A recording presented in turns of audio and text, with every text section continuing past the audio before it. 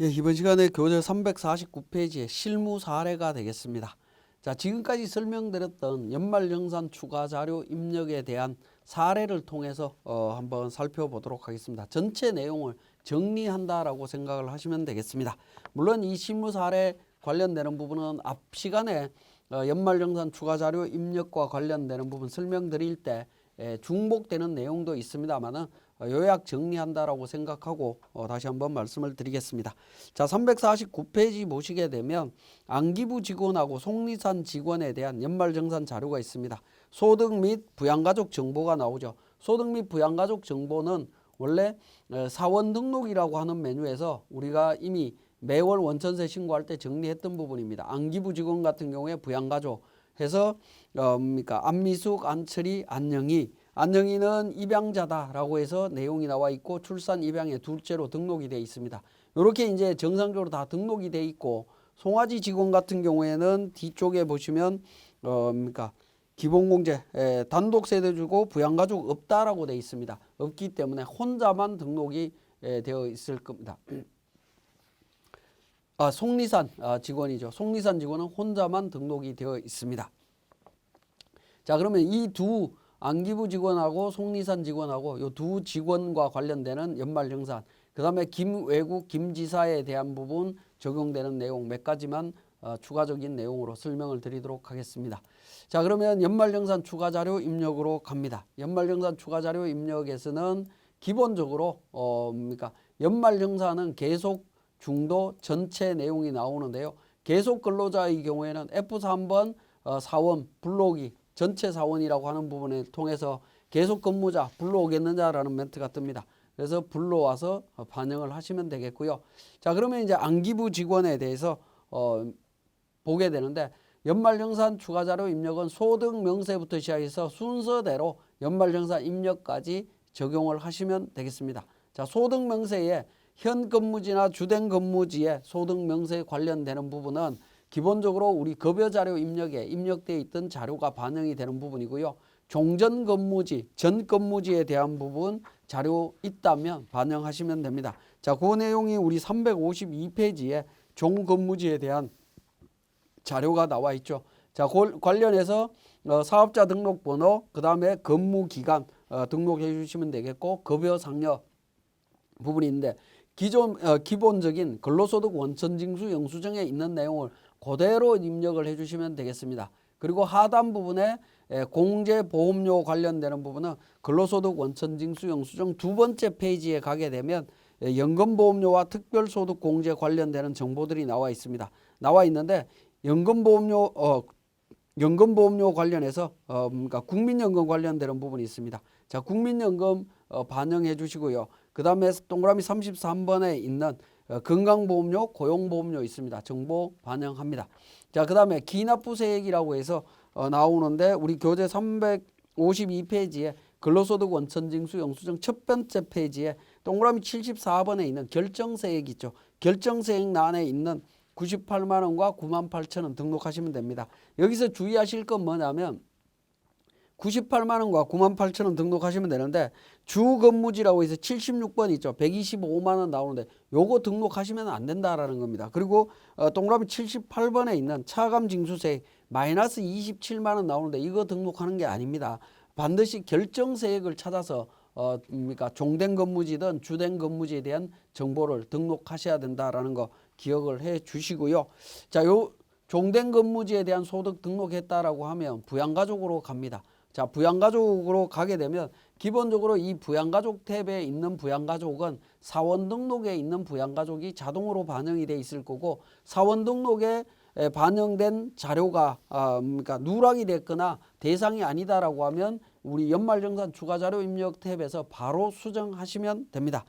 자, 그러면 349페이지에 보험료부터 시작해서 351페이지까지 내용이 나와 있습니다. 제가 보험료, 교육비, 의료비, 신용카드, 기부금 관련되는 정보들은 대부분 다가 국세청 자료입니다. 국세청 자료인데 국세청 자료는 PDF 자료로 내려받아 보면 이렇게 되어 있지는 않습니다. 그 부분을 이제 요약 정리해서 보여드리는 거고요. 국세청 자료가 있다라고 하면 우리는 상단에 있는 SF3 연말정산 간수화 PDF라고 하는 이 메뉴를 통해서 업로드 방식으로 반영을 하시면 되겠습니다. 자, 그러면 349페이지에 있는 보험료 관련되는 부분 보시면 보험료 관련해서 본인에 대한 부분 국세청 자료 100만 원이죠. 그죠? 일반 보장성으로 반영한 거 확인하실 수 있고요. 자, 그다음에 이미숙 같은 경우에 보시면 이제 그 기타로 되어 있죠. 국세청 자료가 아닌 기타 보험료로 50만 원 반영되어 있는 거 확인하실 수 있습니다. 자, 안철이 안영희도 마찬가지로 확인하시면 되겠고요. 교육비 350페이지에 있는 교육비 부분 보시면 본인 교육비 국세청 자료가 되겠습니다. 안기부 선택하신 다음에 교육비 200만 원, 자, 옆에 한도 본인으로 선택을 했습니다. 그죠? 그 다음에 자녀 안철이는 어떻게 돼 있죠? 기본공제 대상자, 나이가 23이기 때문에 20세 초과로 기본공제 대상자가 아닙니다. 아니지만 교육비 공제는 적용을 받을 수 있죠. 교육비 세액 공제는 적용받을 수 있습니다. 나이를 제외한 소득금액과 생계요건만 갖춰지면 된다라는 겁니다. 그래서 600만 원, 대학생이죠. 그래서 3번으로 선택을 했습니다. 안녕이 9살이고요. 20세 이하고 초등학교 다니고 있습니다. 250만 원 해서 2번 초등학교 이렇게 초중고 선택을 했습니다. 자, 그 다음에 의료비와 관련되는 부분입니다. 자, 의료비와 관련되는 부분은 더블 클릭을 해서 등록을 하시면 됩니다. 국세청과 관련되는 자료는 연말정산 간수화 PDF 자료로 자동으로 반영이 되어 있을 거고요. 특히 이미숙 같은 경우에는 실손보험금 100만 원 차감이 되어 있습니다. 이때 실손의료보험금 차감하는 부분은 의료비 지출한 연도에 연말정산할 때 반영하는 겁니다. 실손의료보험금을 수령한 연도에 하는 거 아니다라는 거 기억하시고요. 그 다음에 안철이 안경구입비 관련되는 부분입니다. 안경구입비는 국세청 자료가 아니기 때문에 상호와 사업자 등록번호를 반드시 등록을 하시고요. 9번에 있는 의료증빙코드는 국세청이 아닌 5번 기타 영수증으로 처리하시면 됩니다. 그리고 금액 등록하시면 되겠습니다. 금액 등록하시는데 여기에 60만 원이라고 되어 있죠. 60만 원인데 안경구입비는 얼마까지 가능하죠? 50만 원, 1인당 50만 원까지 가능하죠. 그렇기 때문에 안경구입비는 지출액 전체 금액을 입력하시면 50만 원 초과 여부를 정리를 할 수가 없습니다. 한도까지만 입력을 한다라고 보시면 되겠고요. 안녕이 약국에서 영수증 받았습니다. 이거 70만 원 내용이 있습니다. 사업자 등록번호 등록을 했습니다. 자, 그러면 이제 의료비 정리가 됐고요.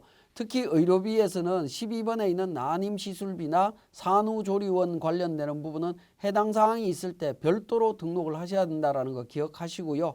자, 부양가족 탭에서 신용카드로 갑니다. 자, 신용카드 관련해서는 신용카드 안에 더블 클릭을 하게 되면 신용카드 관련되는 정보들을 입력을 하실 수가 있습니다. 자, 안기부 직원 1,500만 원입니다. 그죠? 1,500만 원, 직불카드 1,500만 원 내용이 있습니다. 자, 그 다음에 현금 영수증 300만 원 내용 있고요. 그 다음에 이미숙 배우자죠. 이미숙 현금 영수증 200만 원 있습니다. 자, 현금 영수증 200만 원 국세청 자료고 전통시장에서 1,000만 원 사용을 했습니다. 1,000만 원. 자, 그 다음에 안철이 부분 보면 현금 영수증 150만 원이네요. 자, 150만 원 등록을 했습니다. 자, 그리고 하단 부분에 보니까 20년도 신용카드 사용액이 2,500만 원이다라고 되어 있습니다. 그래서 2000년도에 2,500만 원 이렇게 등록을 하겠습니다. 그러면 2000년도 금액보다 금액의 105% 이상 더 사용한 금액이 있다면 거기에 대한 추가 공제가 이루어질 수 있다라는 겁니다. 이렇게 등록을 하시면 되겠고요. 그러면 의료비 신용카드 관련되는 내용, 그 다음에 의료비 기부금 다 등록을 했습니다. 그죠? 그 다음에 이제 기부금 관련되는 부분 등록하시면 되겠는데, 기부금은 F2번을 통해서 기부금 입력해서 기부 대상자, 기부금을 지출한 대상자를 불러오시면 되겠습니다. F2번을 통해서 불러옵니다. 자, 불러와서 하나하나 선택하신 다음에 인별로 등록을 하시면 됩니다. 자, 안기부 직원 200만 원 국방에서 지출했고요. 자, 배우자에 대해서 이미숙 종교단체 100만 원 있고요. 직계 비속 50만 원 있습니다. 그러니까 지정기부금이고 재단에다가 지출한 게 있다라는 겁니다. 이렇게 입력하신 다음에 기부금 조정으로 가서 그러니까 공제금액 계산 탭을 통해 갖고 불러오기에서 기부금을 반영하시면 됩니다. 공제금액 반영하기 통해서 저장하고 종료하시게 되면 당해연도 기부금이 전액 다 공제된 것을 확인하실 수 있습니다. 자, 이 연말정산 추가자료 입력 탭에서는 당해연도 기부금은 정리가 가능합니다. 그렇지만 전년도 2월 기부금이 있다라고 했을 땐 여기에서 해결이 안 된다라고 말씀을 드렸죠. 기부금 명세서에서 정리를 하시면 되겠습니다.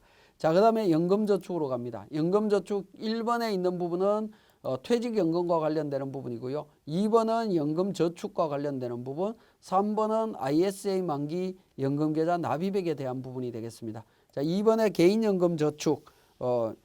자, 연금저축은 본인 것만 가능합니다. 배우자가 가입한 건 적용이 안 된다라는 거고요. 개인연금저축 200만 원 있고요. 연금저축과 관련되는 부분 500만 원 있습니다. 500만 원인데 급여 수준에 따라서 한도가 400 결정돼서 정리가 되어 있습니다. 자, 그 다음에 이제 주택자금 공제로 갑니다. 주택자금 공제는 2015년 6월 1일 날 아파트 5억 기준시가 3억 5천에 구입했다라는 겁니다. 그러면 2015년 6월 1일 기준에 그러니까 기준시가 금액을 확인하셔서 조건을 따지시면 됩니다. 그리고 주택자금 대출 받아서 이자 납입했다. 만기 일시 상환 방식이다라는 겁니다. 고정금리 3%죠. 3% 고정금리이고 비거치 분할이죠. 그죠? 이런 경우에 둘 중에 하나니까 한도가 1,500만 원까지 가능하다라는 겁니다. 자, 그래서 주택자금 관련 이자 상환에 관련되는 부분 정리하시면 됩니다. 자, 연금저축 두 번째 내용 없고요. 월세 주택 임차 없습니다. 자, 연말정산 입력 쪽에 가셔갖고 주택자금 관련되는 부분 있죠. 34번에 더블 클릭하셔갖고 비거치 시 OR이라고 하는 부분, AND가 아니라 OR 1500짜리에 350 입력하면 되겠습니다. 다른 조건 확인하신 다음에 입력해 주시면 됩니다. 그리고 F8번 부양가족 탭을 통해서 반영을 해 주시게 되면 반영해 주시면 신용카드 소득 공제라든가 이런 부분들이 다 반영된 것을 확인하실 수 있습니다. 자, 신용카드 사용액 관련해서 더블 클릭하게 되면 최종 공제 금액이 어떻게 계산이 됐는지 하는 내용들 관련되는 부분 확인하실 수 있고요. 세부 내용 확인하실 수 있습니다. 자, 그 다음에 속리산 직원의 연말정산 자료가 되겠습니다. 속리산 직원은 단독 세대주고 부양가족 없고 특별세액공제, 소득공제 적용 대상 지출액 없다라고 가정을 하겠습니다. 자, 속리산 직원은 자, 중소기업 취업자 소득세 감면 대상이고 90% 감면율이 적용이 된다라는 겁니다. 자, 중소기업 취업자에 대한 소득세 감면 관련되는 부분은 우리 사원 등록에서 이미 등리를 했던 부분이죠. 자, 속리산은 추가사항에서 90% 매월 급여 신고할 때 반영을 했습니다. 자, 이 내용을 바탕으로 해서 정리를 하시면 됩니다. 자, 다른 세액 공제나 소득 공제가 없기 때문에 소득명세, 부양가족 관련되는 부분에서 본인만 있고 본인에 대한 건강고용보험료 월급 받을 때 반영했던 거 있고요. 신용카드도 없고 의료비도 없습니다. 자, 다 없고 주택 임차 관련되는 부분이 있습니다. 자, 여기서 이제 임대차 계약서를 보고 오락산 주민등록번호 아파트입니다. 80제곱미터네요. 80제곱미터라고 하는 부분은 뭡니까? 이건 국민주택 규모 이하냐 초과냐를 따지고자 하는 부분이죠. 그래서 80제곱미터는 국민주택 규모 이하에 해당이 됩니다. 그리고 주소, 임대차 계약 기간 관련되는 부분 정리를 합니다. 2019년 2월 5일부터 2022년 5월 7일입니다.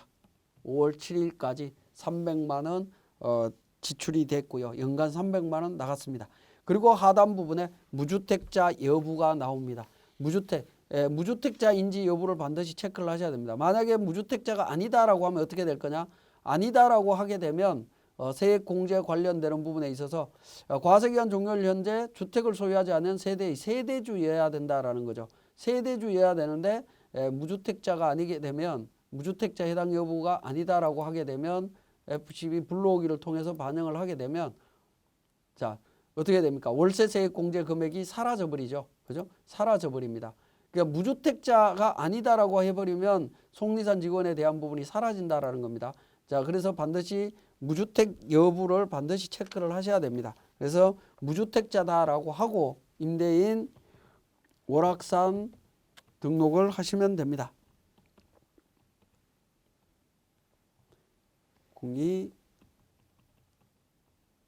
자, 유형은 아파트라고 있죠. 유형은 하단 부분에 있습니다. 5번 아파트 면적 80이고요. 관악구 110에 18로 되어 있습니다. 계약기간 2019년 0205, 2022년 0507 해서 연간 월세 300만 원 이렇게 반영이 되어 있습니다. 300만 원에서 36만 원 여로 해서 반영을 하시면 되겠습니다. 이게 무주택자 여부가 굉장히 중요한 부분으로 이해를 하시면 되겠습니다.